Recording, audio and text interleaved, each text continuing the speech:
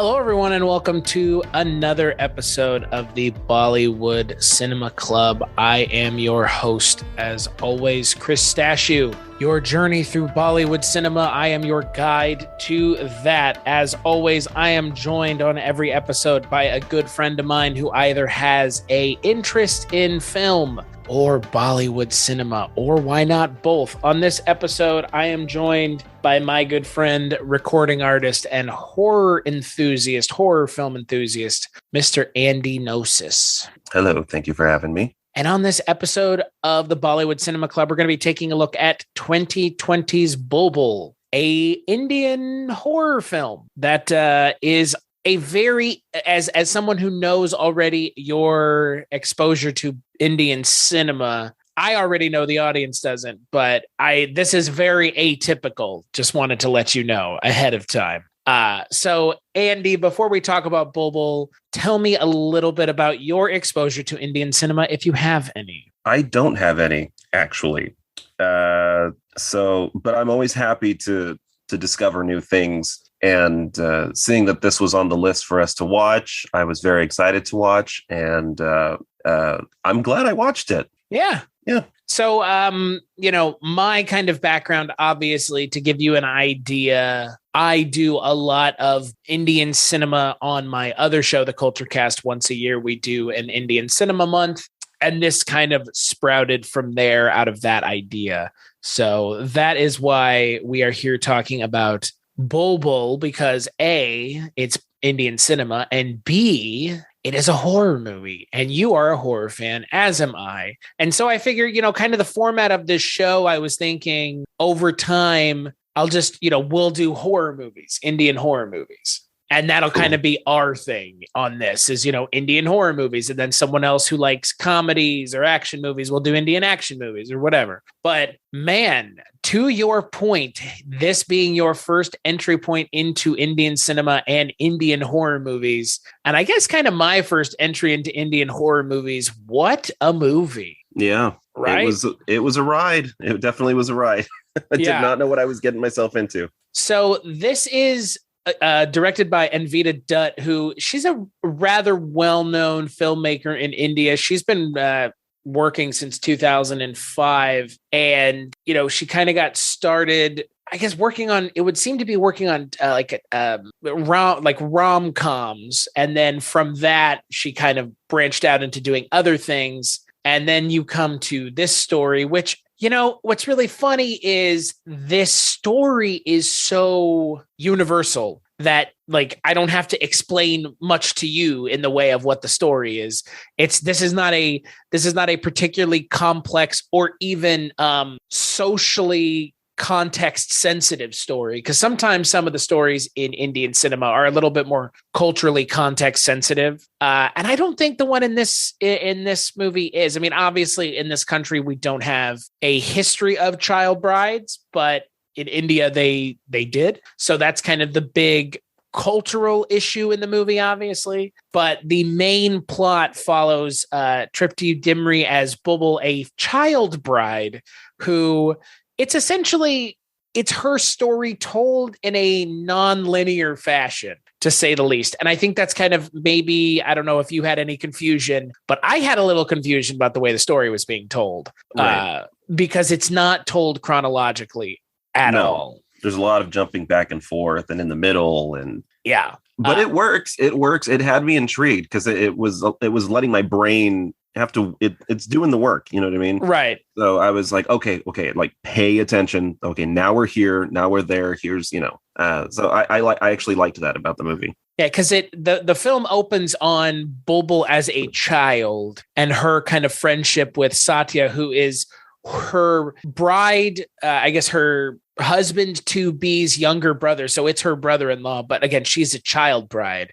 So she falls in love with her brother-in-law, essentially. And which is more appropriate. Right, obviously, because her husband, Indranil, is like in his 20s at the beginning of the movie. Grown-ass man, yeah. Yeah, and then, so the movie takes place, like I said, it's about 20 years before, and then you jump forward 20 years, after Satya gets back from London, because he goes to London to become a doctor, and I guess he goes to London to become a lawyer, but he's kind of more of a detective in this movie, or kind of a detective stand-in. And the movie is then, when he comes back to India, he's presented with, well, in the town where you grew up in Bengal, there is a string of serial murders where these men are being murdered in rather gruesome fashion. And Satya is kind of, he's on the case now, and he's trying to figure out who it is. And then he re-meets Bulbbul, and boy, she's different, huh?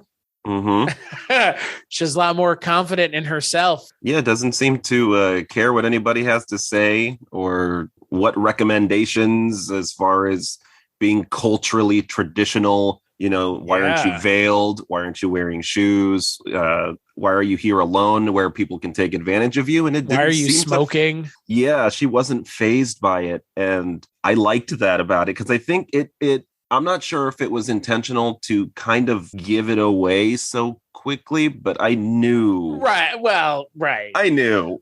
I don't think that the quote twist of the movie is much of a twist. I mean, it's given away rather, like you said, rather early. What this movie struck me more as kind of a dark fairy tale in a lot of ways. I mean, it's lit like a fairy tale. This movie is beautiful. This movie is very well lit. The usage of the color blue and red is really prominent and pronounced throughout the film, which I really appreciate, because, I mean, again, there is this kind of assumption that when you watch an Indian cinema film, you're going to get singing and dancing. That's your assumption, right? None of that. Zero. Yeah.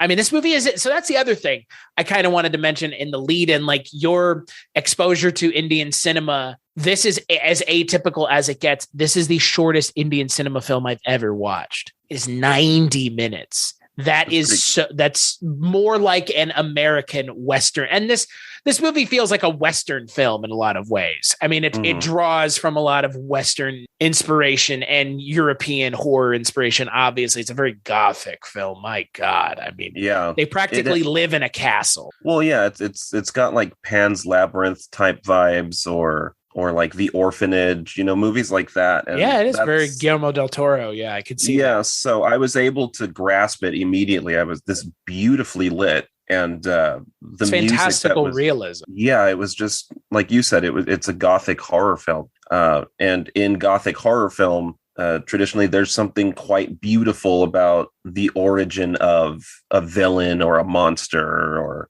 in this case, the demon woman. Right. Yeah, and that's the thing about the movie is, like you kind of mentioned, the big twist of the movie. And so I guess we should probably mention spoilers, since this movie is technically still new. Is, like you mentioned, the main character becomes vengeance incarnate. I guess you can interpret it a number of ways. They do kind of, and so in the film she's called the Chudile, which is a like you mentioned, like a demon woman, or like a vengeful spirit. And that's kind of where it reminded me a lot of Western cinema, where you have things like Last House on the Left, or I guess that's not Western. It is Western, I guess. You have I Spit on Your Grave. I mean, a lot of revenge cinema from the 70s and 80s. That's what this reminded me of in a lot of ways, because she is a vengeful spirit, and she is, her character is put through the ringer. She is the main character of the movie, but she's also the villain of the movie. I mean, demon woman, I thought it was really interesting that that's what it was being called, because, towards the end, and rightfully so, is renamed a goddess. You know what I mean? And that's what I thought it was more. Yeah, it didn't feel demonic, the presence, to me. It felt more like, even although brutal in its way of, justifying situations, especially or specifically geared towards women in general. Right. I felt that it was not so much a vengeful being, but a justice entity, goddess. And that's what gave it to me more. It was something whimsical You know, when we get to see her, even in as the kid is telling the story of this goddess, we get to see that she dances on trees, and you know, just the small horror elements of it, where her feet are backwards, kind of thing, is obviously it's abnormal, and therefore becomes kind of creepy, you know. But the twist in the end, I was like, well, I'm not surprised, because she had the attitude of somebody who would eventually become this creature. But no, I do like that it was, and you know, her standing there didn't look like a demon to me. And at first I was like, is it supposed to be a succubus type of thing? But I think the word goddess fit it perfectly to me. Well, and I agree. And in that scene, you know, there is a scene in this movie that it's rough. Mm-hmm. That's all I can say. It's a Mm-hmm. scene of sexual assault that is prolonged. Yeah. I think it probably I think it goes on for like a minute or 2 minutes. It's a lot. And it's not graphic, but it doesn't need to be. It's as graphic as it needs to be to kind of get the point across. And I think it's a little cheap to go to the mentally unwell character being a sexual assaulter. We've seen that a million times. It's lazy, but I mean, it works because this is a revenge movie, and Right. it draws from it wears its influences on its sleeve. So I get why they were like, we need to push this to the absolute maximum, worst possible scenario. And it also allows them to have the same actor playing the villain of the film, and then the secondary kind of, again, villain of the film. But Mm-hmm. Yeah, in that scene, the moon turns red. And that Right. is indicative of Kali kind of, I guess, coming into her body and giving her that opportunity to enact her revenge. Because like you said, my interpretation is not that she is some sort of demonic presence. It's that she is metering out the justice of to make up for the injustice, which there's a lot of. Right. And again, that's more of this movie, less what the Chudile is. The Chudile is kind of more, it's like a woman who dies during childbirth. It's more to that effect. And Mm-hmm. this is more like the spirit of vengeance, because she's going and killing men who have been abusive or men who are doing terrible things to women. I mean, this is a feminist revenge film, and Right. I'm here for it. I enjoyed it.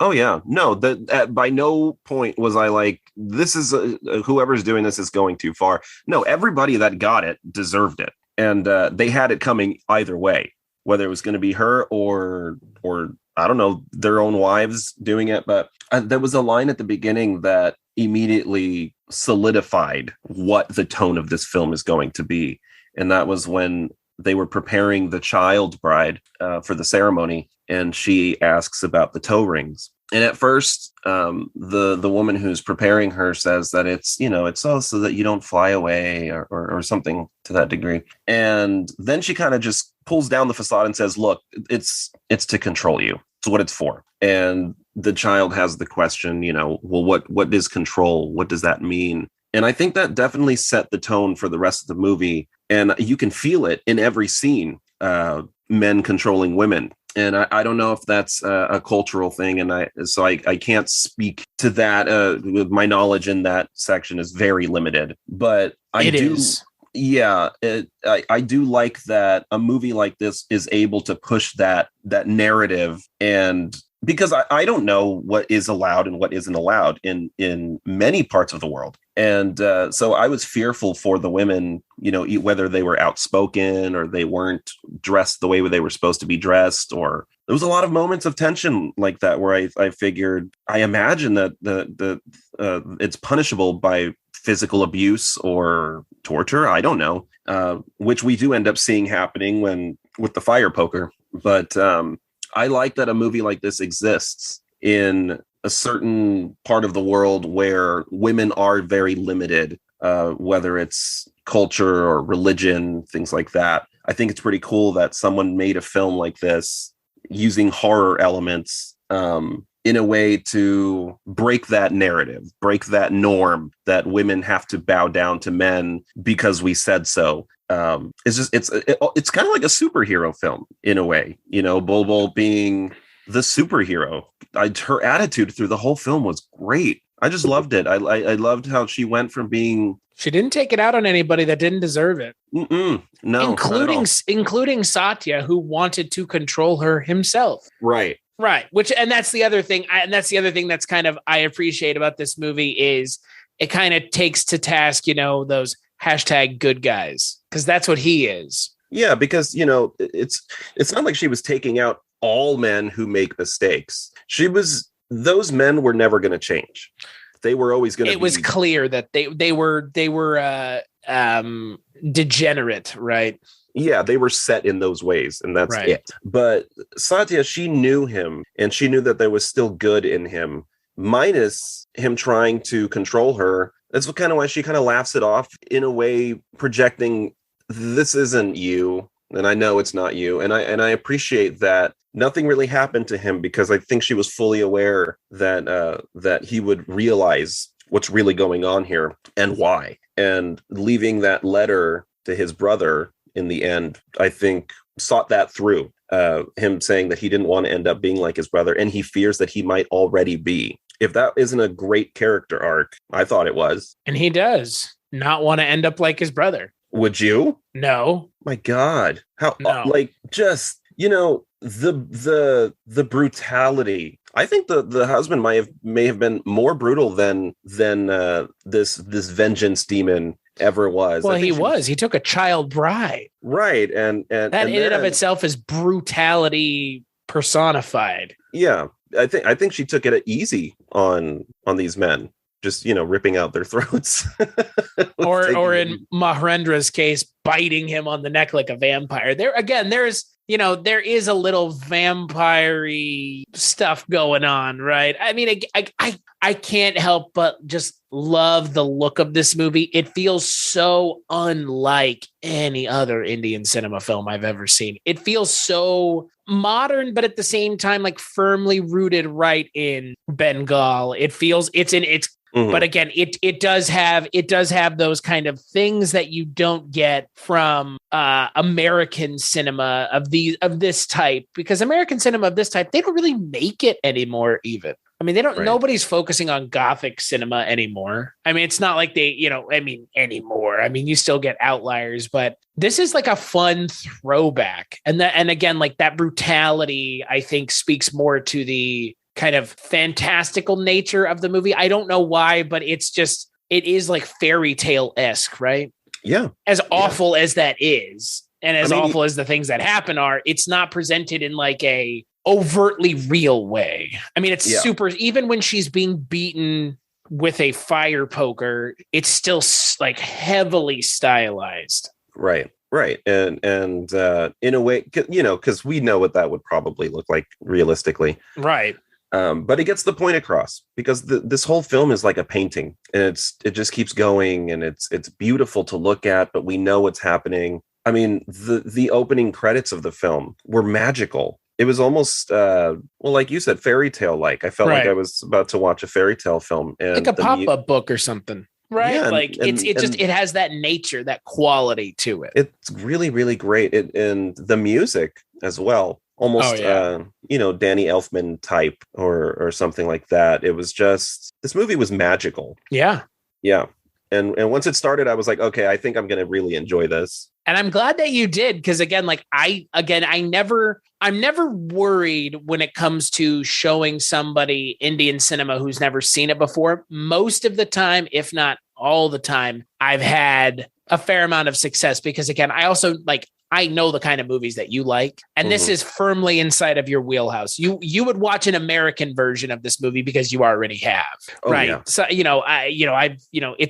it's Let the Right One In. It's all these kinds of female-driven horror stories that have been coming out in the last decade, and this is firmly in that camp of a girl walks alone at night. It's you know what I mean? Like, this is kind of in that same vein of. Right. Let's tell a story about the female experience, the woman's experience of a certain kind using the horror genre. Yeah. And I think that's the great thing about the horror genre anymore is it was always a place to have something to say, but now even more serious directors are realizing that. And again, I don't think I need a serious director to say something serious in a horror movie. There are plenty of people like yourself and myself who say enough serious stuff in horror movies. Mm-hmm. But something like this, it kind of speaks to both. It's has something to say, and I think it is successful in its message, but also at the same time, it's wildly entertaining.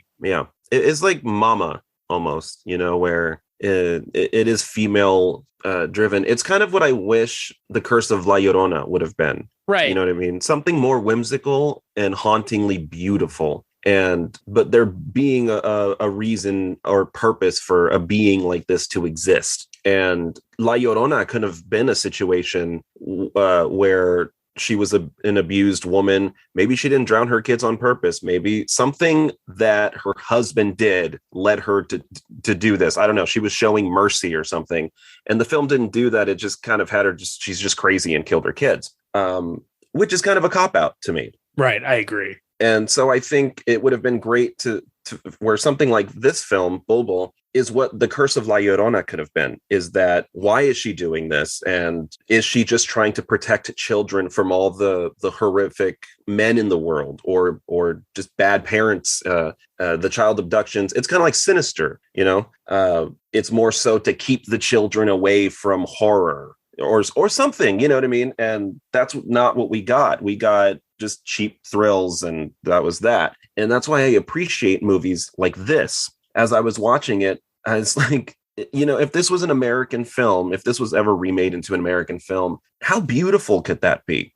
You know what I mean? It's already stunning as it is, but a story like this, I think, needs to be told everywhere, and it's almost shocking that it's being told where it's being told. And I find that really cool. Well, and that's the thing. I mean, when I think about this kind of story, this is not where I would set it. Right. When I think about this kind of story, it does lend itself more to kind of the Western color palette, the Western idea of, like castles and Gothic architecture.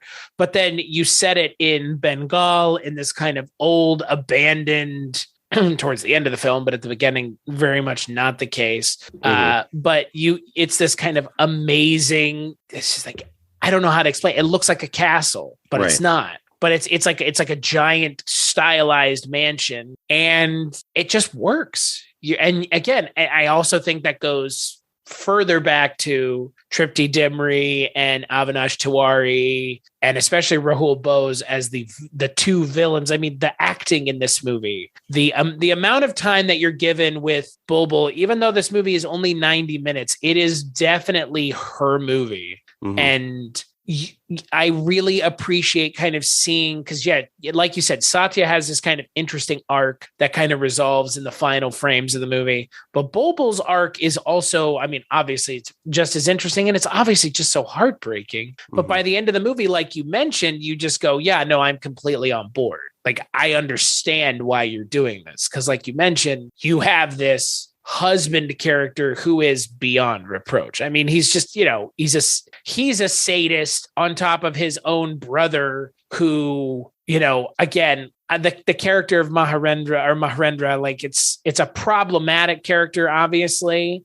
Mm-hmm. I think do you think it works? It's not great, obviously. This is the husband? The husband's brother, like the twin brother, the one that's he's kind of not all mentally there, right? I'm not really sure what his purpose was here, other than to kill her by accident, right? And it's so complicated. I knew something was up when she was a child and he went in her room, and so that's the way you say on accident. I'm like, well, obviously the killing was on accident, but right. The act that led to her death was not. No, not in any shape, form, or fashion. Right. So it was kind of like a Jekyll and Hyde in that he was the insanity that his brother was internalizing, because the brother was stoic, and it was like egomania, but it was never verbalized, and it was all through his eyes, the way that he would notice things. And at first I was like, maybe he's just not a violent guy, and I'm actually shocked because I'm well aware that in certain parts of the world, things like this lead to like beheading, you know, and it's horrifying. So I was fearful for his wife, and when it didn't happen, I was like, okay, maybe it's not that kind of movie. And then he sees both their names in the book, and that further makes him believe what he was already thinking, and proceeds to beat her with a fire poker, breaking her legs. And I guess that was him snapping. But like I said, I don't know. Like I said, I was getting Jekyll and Hyde with the two. And I was also, it's the same actor, right? Yeah, it is. No, it's Rahul Bose in both roles. Yeah. Okay. I figured I saw, in the first frame, I was like, are they twins? I couldn't really tell, but I'm not sure what the brothers' purpose was in this film, other than to, like you said, act out this vicious and disturbing act that leads to her death, and thus creating this goddess of vengeance. And I mean, she did die in that bed, right? Yeah, that was my interpret. It didn't look like he killed her from like, he just like had his, it was like, it was not, it didn't, I knew what was happening, but it didn't look like it. Right. Yes. I think it was the loss of blood from her legs. I guess so. Because her bandages were white. Right. And as he was fidgeting with the bells and playing with the ropes and whatnot, they started to bleed through a little bit. And as he proceeded to act out this repulsive act, the bandages became fully red. Or is that a kind of count back to the thing at the beginning where she dips her feet into the red paint? Right. That's what I thought it was. It was like a callback to, because like that's her moment of kind of rebirth as that child bride. And then here's this next moment of rebirth as, the goddess of vengeance. I think he just suffocated her by accident with his hand, which is, again, like, it didn't look like that's what was happening. But okay. Yeah, I didn't see that because when the doctor did come in the next day, he says, you lost a lot of blood. Yeah, I know. Yeah, I know. So that's what I figured happened. Maybe it was both, or a traumatic experience like that I don't know. It was just so disturbing. So but she did die. She did die. Cause that's kind of, yeah. She did. Yeah. Well, yeah. Explain that to me. I thought it was cool. I just want to know what it means. I don't know what it means. So towards the end of the movie, Bulbbul is the kind of the jig is up, and Satya and Dr. Sudeep, who should be the love interest for Bulbbul. I loved him. He's so nice, such like a genuine good guy, as opposed to Satya, who's kind of like those hashtag good guys or quotations good guys. I mean, Satya kind of redeems himself in the end. Right. He's what would have happened in Maleficent, when she's a child and meets the guy and they're in love with each other, and then they grow up and he turns out to be like an evil dictator. Only he, dies. But Satya was reminding me of the guy who she was in love with before, but now she's become this really powerful being, more powerful than him, and he just can't have that. And even if he doesn't know what it really is. Right. Because, he immediately makes the assumption this is the work of a man. And as soon as she said, why not a woman? I was like, yeah, it's because it's you. Why not me? Yeah, I know it was you. And that was kind of annoying to me that, as you said, he was definitely trying to control her, sending people to the house because she's alone, asking, why are you not veiled?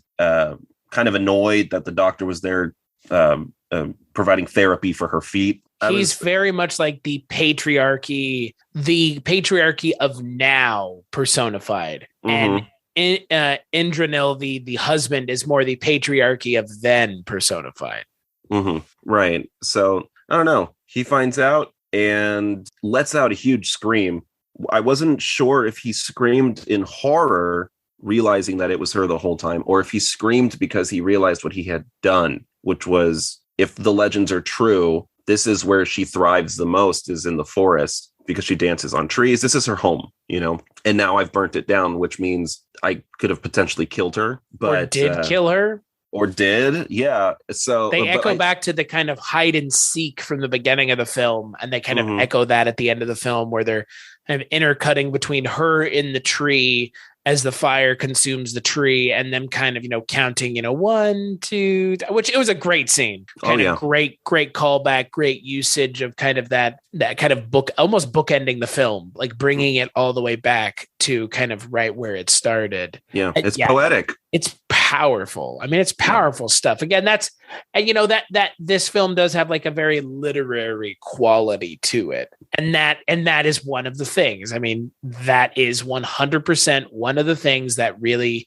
just made this feel like a book, a picture book, a very well illustrated picture book of fairy tales. That's what this felt like. And the ending, I don't know how I feel about the ending, because the ending feels like a horror movie. Mm-hmm. It's like, but you know what? At the same time, it's like, this is a horror movie, so why not? Right. I mean, I would have loved to have seen what was going to happen to the guy. But whatever is happening in your mind is way worse. Yeah, so maybe we don't need to see it. The intention is there, and we've clearly seen what she's capable of. So we know she's going to handle business. I do like her appearing through ashes. Like burning ashes, which I'm wondering if there was another rebirth that happened, kind of like a phoenix, where you can kill it, I suppose, but it will keep coming back and probably quite stronger. If not a phoenix, then a hydra of some sort. It's just you cut one head off to grow back. It's her, like you said, her original form is burned, and all that is left is for her to reform from the ashes, which she does literally. Yeah. The husband, the original child bride taking husband goes back to his estate. Like you mentioned, Satya kind of in this narration is, kind of telling him, hey, I'm not like you. I don't want to be like you. I may already be like you. And even if I am, I'm out of here. Yeah. And Indranil goes to his bedroom where he used to sleep with his child bride. And lo and behold, baby, look who shows up. But Bulbbul herself out of the fire and flames. Mm-hmm. Only made her more powerful. If anything, that's even scarier to think about is what other abilities were given to her, or that she grew through fire. You know what I mean? Right. Because prior to that, it was mostly just blood. She died in blood, and so her carnage was her power. And now she has obviously manifested herself through fire. It's pretty interesting. She'd probably burn him alive. I don't know, but he deserves more than that. Yeah, exactly. Or she takes him with her to, I don't know where she comes from. I don't know where she's been. I don't know. Or I don't know. Is there a sequel happening for this film, or? I don't know. I don't know. I mean, that's the thing, it was rather successful. Tripti Dimri did win the Best Actress in a Web Original Film, the Filmfare OTT Awards in 2020. It got generally positive reviews when it came out. A lot of kind of positive feedback about the visuals or the kind of feminist nature of the film and the performances. But then there were kind of some people that were like, well, it's a lot of substance or a lot of style, but not a lot of substance, which I don't necessarily agree with, because I would agree more if the movie was longer. Mm-hmm. I think the fact that it comes in at like a brisk 94 minutes is pretty impressive. Yeah. Because these kinds of movies aren't normally 93 minutes or 94 minutes, right? They're normally like 2 hours. I guess. I mean, like a big gothic movie like this, normally, what I mean? Like, yeah, for sure. And well, I'm having thoughts now. Here's what I'd like to think happens in the end. His actions are brought to justice, and it is confirmed that he did indeed beat his wife and render her completely helpless and causing her to die, because I don't think anybody other than the doctor realized what happened to her while she was in the bed. Anyways, traditionally, people who are very wealthy, which this guy is supposed to be, would have been cool to have seen his punishment being that he is locked away in his palace and now has to be tormented by her spirit for the rest of his life. I think that is a greater punishment than just offing him. Right. He's forced to see the spirit of his vengeful wife, and her torment him the way he tormented her. Yeah, mentally, emotionally, I think that would be way more justified than just stabbing him or beating him on a daily, because then he could just easily die, and then there's what's the fun in that? But also she's got a lot of work to do, and I don't think she has all the time in the world to just stay there with her husband. No, she's got people to protect and women and children to protect from men like him. So, but I would like to think that he's locked away in his castle, and maybe every now and then she reappears. So he's horrified every day, wondering when she'll come back, kind of thing. And that's his punishment.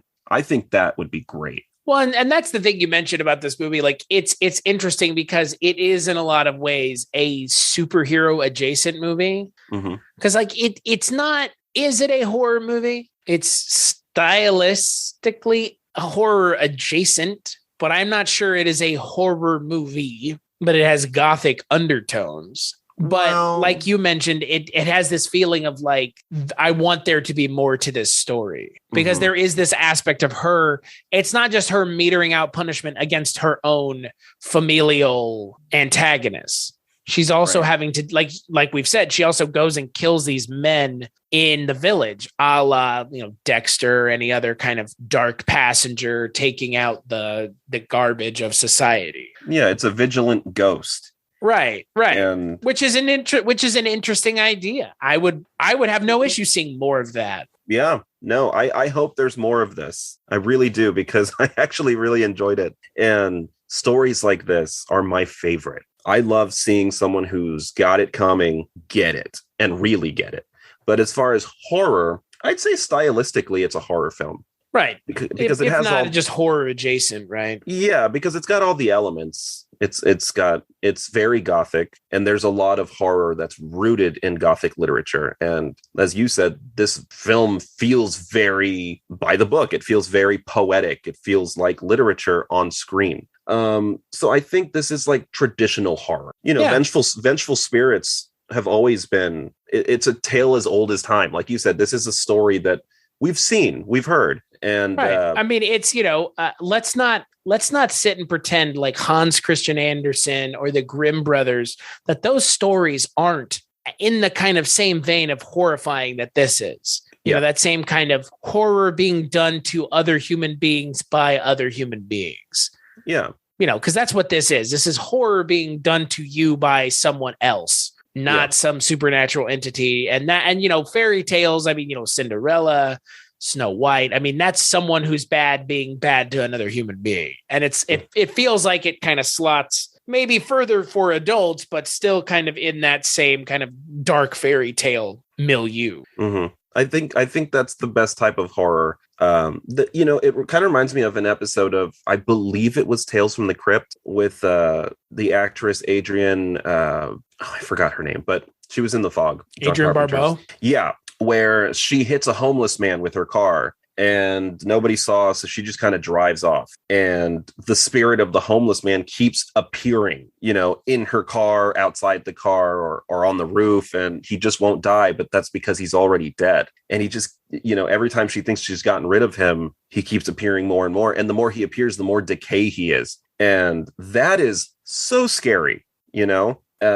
and she finally gets home thinking that she got rid of him, but he's been under the car the whole time. And at that point, he's just a grotesque, horrible figure there to torment her. I think stuff like that is really, really freaky. It's macabre, it's what Tales from the Crypt and those kinds of shows trafficked in almost exclusively, is like gothic horror and it's more capital H horror, right? Yeah.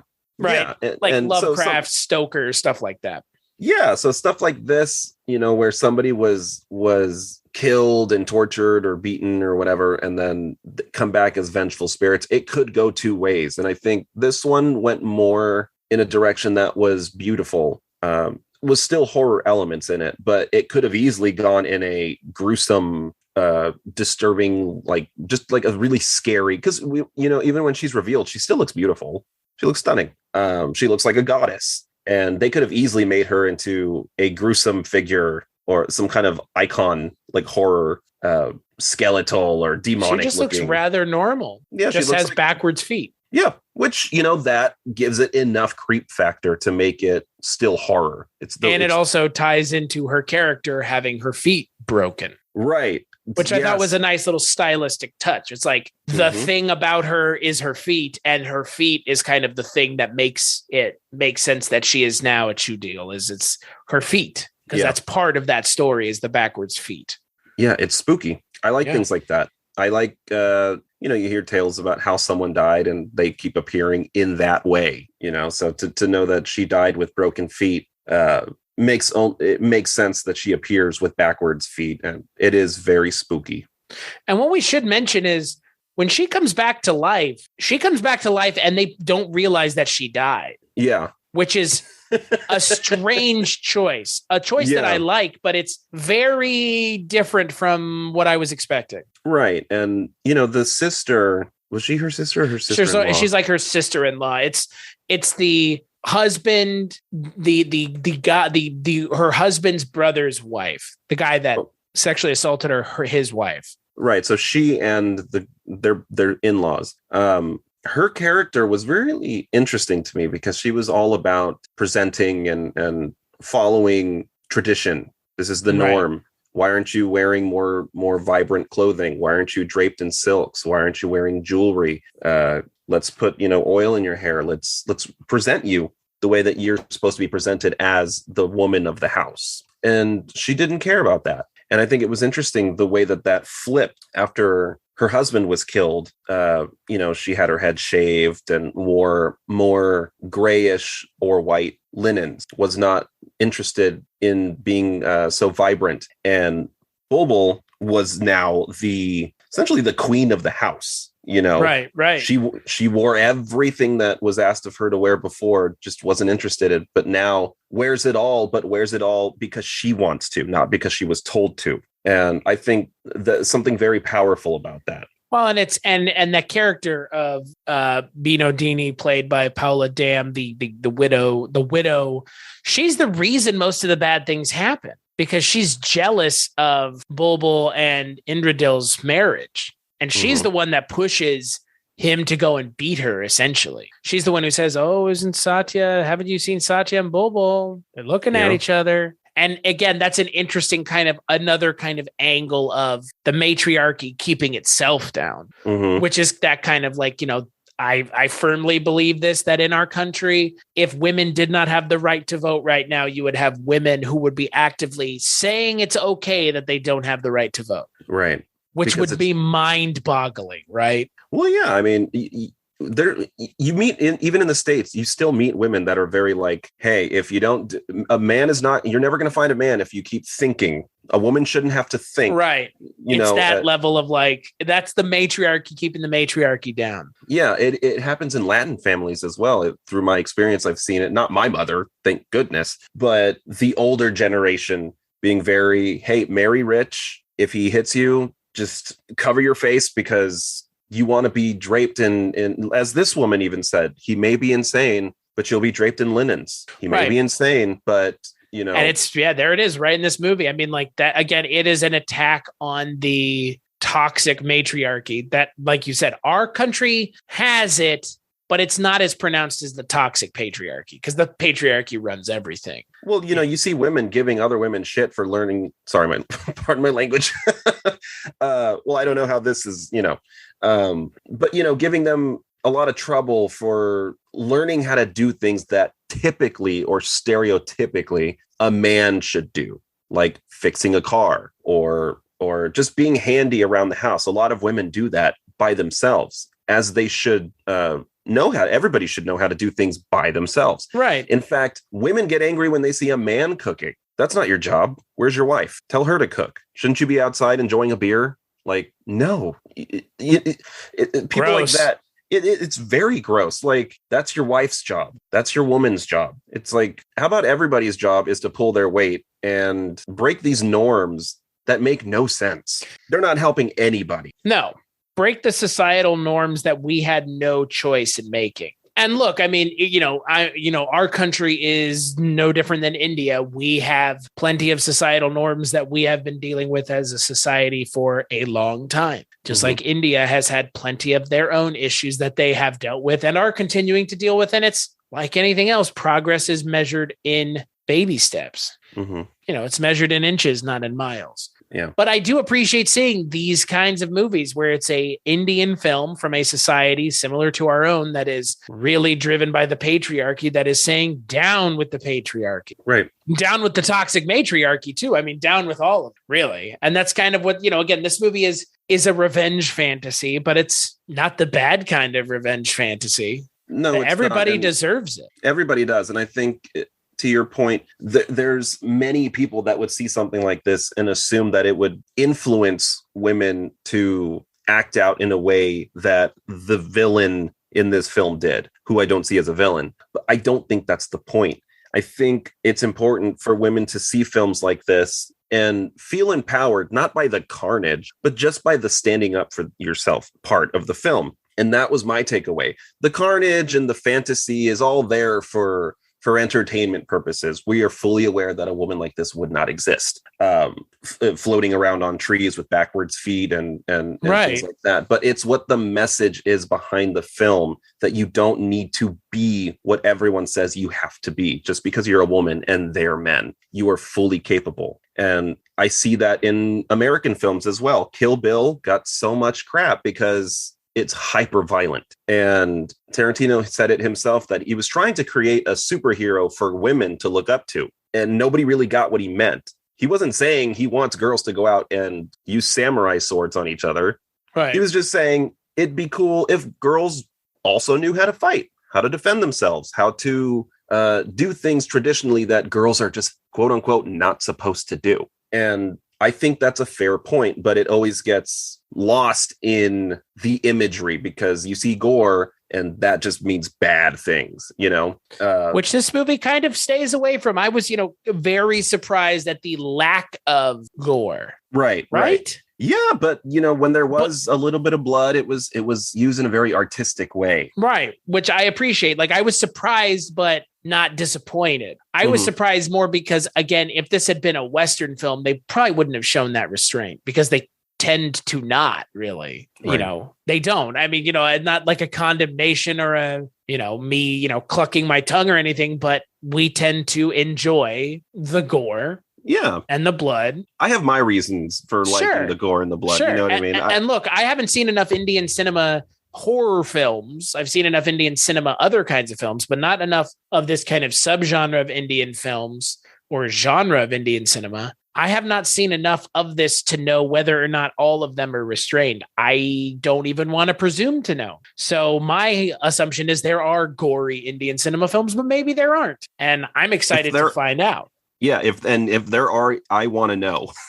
I want to know the names and I want to see them. Yeah, please, by all means, reach out and tell us because I would love to know what they are. I would like suggestions. I don't want this to be that's the idea behind this podcast was never for it to be a singular journey through Indian cinema, because the thing that I have realized about Indian cinema is when I share it with people who are open to it, which we should all be open to it, it never fails to impress. Like, you enjoyed the shit out of this movie, right? You really liked this movie, right? I did. I was glad I watched it. And I would put this on my list of movies to watch around Halloween time, even. It has that vibe, we keep saying, it's like magical and fairy tale like. And I like to watch films like that around Halloween, a la movies like Coraline or Hocus Pocus, where magic is involved and something to the point where they call her a witch in this movie. They do call her a witch. Yeah, they do at one point. Yeah, there's a witch. Yeah. So I really like this movie. And you know what the best thing about this movie is? It's on Netflix, guys. Yeah. And it's a Netflix original. Right. And I'm not advocating for this. If you can watch it with English audio. It's not very good because Did you watch it with English dub? No, I did not. It was terrible. I turned it on for a while and it was awful. I like to listen to things in their original language but even if I don't know what they're saying, I want to hear the way the inflection is really important, how something is said. Right. And if it's lost in translation, it's not going to have the same impact. I do the same thing with Japanese martial arts films. I want to hear it in its original language. I will read the subtitles so that I can get the gist. Well, you're going to have to. Yeah, but I want to hear how intense what is being said is actually being said. And so, no, I watched it in the way it was supposed to be listened to.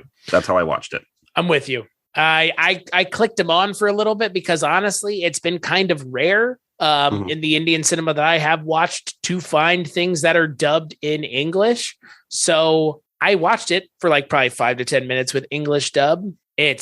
What's funny is the English dub is so far even from the English subtitles. Because like when I was reading the subtitles while listening to the subtitles and the dub did not match up. And that's because the subtitles were more descriptive than the dub was, obviously. Right. Well, that happens a lot. People's native language. Sometimes sometimes there is no word. Right. For English. That translates to English. How do you say this word? It happens in Spanish as well. When someone asks me, how do you say this word in Spanish? And I'm like, that word doesn't exist in Spanish. I can give you something that kind of means that, but there is no word for that in Spanish. Right. Tupperware in Spanish is Tupperware. Like shit like that. Like there is no word for that. Some things it is that word in Spanish too. Yeah. How do you say okay? It's just okay. People speak Spanish. They say the word okay because there is no word. Which is why you'll notice some English in Indian cinema because it's just, you'll notice it. Sometimes they just speak English. Yeah. Like it's just, I mean, again, this was a British colony. They were around people who spoke English all the time. It pervaded their culture, just like if India had been an imperialist colony and we had been a colony of India, Hindi would have pervaded our culture. Right. That's the way it would have been. So it's just that's, you'll notice it as we watch more of these films. And I'm sure you noticed it in this film. There was some just English that happened. I remember it, but I don't remember what words, but I do remember finding that interesting when it did happen. Yeah, and it happens pretty frequently, especially in Hindi films. Yeah. Because again, I mean, they were dealing with the Brits all the time. Right. I wonder what the word was. I know there was a spot in the movie where somebody said a word in English, and I was like, oh, that's interesting. Of course, it makes sense, though, but I can't remember what the word was. I'm trying to remember. Yeah, I'm trying to remember as well. Again, it would probably have stuck out even more in this movie, given like the time period that it's set in, because this is also a period piece. But I think in like it was a lot the of sister-in-law that might have said it. And like a lot of recent Indian cinema, like stuff that's set contemporary, there's even more English. So, and it's not played for laughs. I mean, it's just like I said, it's just part of the dialogue. So the other thing that I was really impressed by with this movie, you kind of mentioned it was a Netflix original. My God, where did the budget go? Because they put it all on the screen. Like, I'm impressed with the quality of this movie on top of everything else. Like, I've seen plenty of American-made Netflix originals that don't look this good. Yeah. Right? It's the coloring, first of all, the design, the set design was beautiful. Yep. The clothing was beautiful. The makeup, the hair, everything was just awesome. And the editing, the lighting, the color washing with the blue, the red every time it was the props. I think the budget went entirely where it was supposed to go. Sure looks like it. Yeah. Yeah. I know. I mean, again, like it's a Netflix original, but it looks like a film that could have come out in theaters. Because the production value is so high. The quality of it is, and again, like I guess I don't know what people's assumption for Indian cinema is, but this is an Indian cinema film, which means that it can be whatever you believe it is now, because like I said, all of this film's trappings really lean heavily on the kind of thing that shows up on Netflix in the United States. Yeah. It happens to be in Hindi, but that's awesome. Like, I hope people have stumbled upon this by accident, because again, I don't know how hard Indian cinema features are being pushed on your Netflix and stuff like this. Do you see Indian cinema stuff show up on your Netflix? No, I see a lot of like Japanese films that pop up. Never Indian cinema, and that is interesting because there's a lot. There's a ton. Right. When you told me it was on Netflix, I was like, I mean, that's awesome. Why is it never recommended? It's not even a category on my page. Right. That's because they advertise 2% of the content. Right. So when you gave me the name of the film and I opened up my Netflix and typed it in and it was there, it brought me so much joy. I was like, how cool is that it is there? This is not advertised. And as soon as I clicked play and I saw the quality, immediately saw the quality of the film, I said, this is a great looking movie. Why are we not showing this more? I have my druthers, and we've talked about it before. And I don't want to bring it up a whole lot on this show, but I think people's lame ass excuse that they don't want to read subtitled movies. But I think I don't think it's actually subtitles that are the problem. I think it's actively engaging, because you cannot be on your phone on a movie with subtitles. You just can't. You cannot. And I'm one of the few people that I know that is willing to disengage from everyone else to focus on the story of a film. And if that means I have to read subtitles, I am more than happy. I want to read the subtitles. That's how I got into a lot of martial arts films, specifically films like Ip Man, where it is all predominantly more, as the films progressed, they became more English because they became really popular in the States. But the first two are entirely, the first one is entirely subtitled. And I'm so happy that I don't mind reading subtitles, because as soon as I finished that film, I was obsessed. I'm like, I'm a fan of this movie. And that excites me to get to read subtitles for now Indian cinema, because I related to the story so much. And I think it translates pretty well. It is annoying that no one wants to get off their phone to read a story. In fact, most people are like, well, actually, it's just that I prefer to read books. Then put the phone down and read the damn read a book then. Yeah, read the captions, go read a book. I'd like to see you put the phone down to read a book, I know. I don't mind reading captions. I think it's pretty easy to do, and it actually helps you follow the story even more. You're actively reading or watching a film. When I read, I try to underline and highlight things when I read, because that makes me a better active reader. Does it slow my reading down? Sure. But at the same time, it makes me a better active reader, because I am invested. I'm reading everything to see if there's something I want to highlight or something I want to mark, as opposed to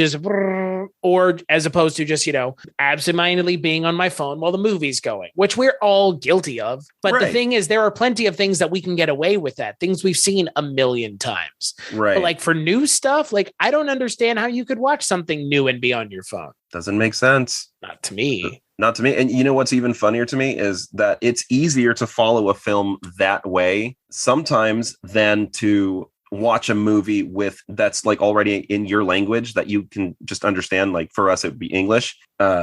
Sometimes I'm not paying attention to what they're saying, even though they're speaking English and I clearly understand them. And then something happens and I'm like, wait, what did I just miss? Because my mind went somewhere else, because they're just blabbing away.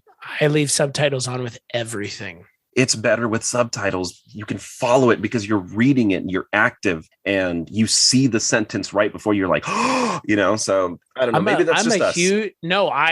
Everybody I know for the most part who watches stuff like this, watches movies to talk about them, has subtitles on. I have to have them on. I don't like not having them on. And with anything, they're we'll be watching something. I'll be like, can you put the subtitles on? I'll be that guy. I'm annoying. I don't care. I don't care. I mean, I don't care. And you shouldn't either. If it's something that you like to do and it's something that you need to do, you need to have the subtitles on, then turn the subtitles on. Yeah. But it has prepared me for, and it is something that has come out of my love of foreign cinema, where I was doing it anyways. So it does make me a better movie goer and a better movie watcher. Right. And I think it, like you said, it is hard enough it's hard in this day and age. And I understand, with the limited amount of time we all have, to set aside an hour and a half or 2 hours to watch a movie. But if you can't do it, then don't watch something new. Just watch something you've seen a million times and be on your phone anyways. Oh, yeah. Yeah. If I'm with my girlfriend, she's like, hey, that new movie just came out. Do you want to watch it with me? I'll say sure, but I'm going to be fully transparent with you. I'm not going to pay attention because there's a Twitter war going or something like that. So let's watch it tomorrow, or, just be honest about it. Because if I'm on my phone, I'm not going to hear anything. Let's just be honest. So, and I know that sounds rude, but I'd rather you just tell me Like if I'm going to ask you to watch a movie with me, I'd rather you tell me I have a habit of looking at my phone, just letting you know. I'd rather know that. That way I can just be like, okay, well, how about we save this for another time then? And let's just put on something that we've already seen. Let's put on Pulp Fiction. I don't know. Not a movie that you got to be invested in. Right. Like I've seen it already, so we know what's going to happen. It's background noise at this point. Right. And yeah, no, that's the other thing. Like this is a good kind of entry point to Indian cinema also because it is not 3 hours. It is only an hour and a half. Most Indian cinema films that I have seen do not clock in sub 2 hours. So, right. Hey, well, I was impressed that they got everything out on the screen. They told a coherent story. They told a story with compelling and interesting, fully realized characters in 90 minutes. That's impressive. But tons of American cinema doesn't even do that. Right. And I will warn you, it is hard to keep my attention for longer than 2 hours in a movie. Even movies that I'm excited to see, especially today. And I don't know what it is about American films now that need to be 2 hours and 30 minutes to 3 hours long. They need to be 2 hours. They're not actually, that's the thing with Indian cinema. It doesn't feel like it needs to be 2 hours. It just is because that's the story. Yeah. Like the story is told completely. Like it does need to be 2.5 hours in Indian cinema. In American cinema, it needs to be that so that they can get the most amount of money out of showing it at the theater or whatever. Right. It just bugs me. It's like, what happened to just a good hour and 30 minutes? I'm not talking about Indian cinema. I'm talking about American cinema. Cinema in general. All the movies today are just 3 hours. Why? Like it makes sense if it's the finale to a huge series, like Endgame or something, to be that long because we don't want it to end that quickly. But just any movie comes out today and it's 3 hours or 2 hours and 30 minutes. It's too long. Well, especially when it's like some of it is you're spinning your wheels. Mm-hmm. But then you have a movie like this, 94 minutes. Yeah. Quick and breezy, right under. I mean, there you go. Like this is my kind of movie. Fun subtitles that I can follow. It's not that long. Beautiful visuals, great acting, spooky, awesome music. This is my type of movie. And Send all this my way. I am glad we watched it then. Mm-hmm. I am glad we watched it. This was a good choice, a good movie. And, I'd be curious to kind of see more of Anvita Dutt's stuff. She has another film coming out that she did some lyrics for. She does a lot of music lyrics. She doesn't do a lot of movies. So this is her first movie that she's ever directed. So I would like to see more of her stuff because this is a pretty good first outing. Mm-hmm. I'd like to see her do like an anthology. I mean, stylistically, this has the look of an epic anthology. Yeah. It's coming. Yeah. So yeah, the next time Andy and I talk, we will be talking about a film titled Ghost Stories from 2020, and it is an anthology series. Yes. So yeah, as Pinhead said, you called, we answered. So until then, Andy, where could people find you if they were looking for you on the internet? Yes, all social media is Andy Gnosis. That's GNOSIS. Twitter, Facebook, Instagram, TikTok, YouTube. And as for me, cstachiw.com, cstachiw.com. That's my link tree. Culturecast is where the Indian cinema originally kind of started. That discussion started a couple years ago, and we've transitioned it here to this show. So if you want to listen to old episodes of the Culturecast where we talk about Indian cinema, you can go to the Culturecast. But for this show, Bollywood Cinema Club, BollywoodCinemaClub.com, Bollywood Cinema Club on all social media platforms. Rate and review on iTunes. Give us a good review. Give us a good rating. That is the only place that those kinds of things help us. Andy, thank you so much for joining me. I look forward to the next Indian cinema film we get to watch together. Absolutely. Thank you so much. And I'm excited for the next one. If you haven't seen it, you should. You should. If you haven't seen it, you should is a pretty good way to end the show. So we'll leave it at that.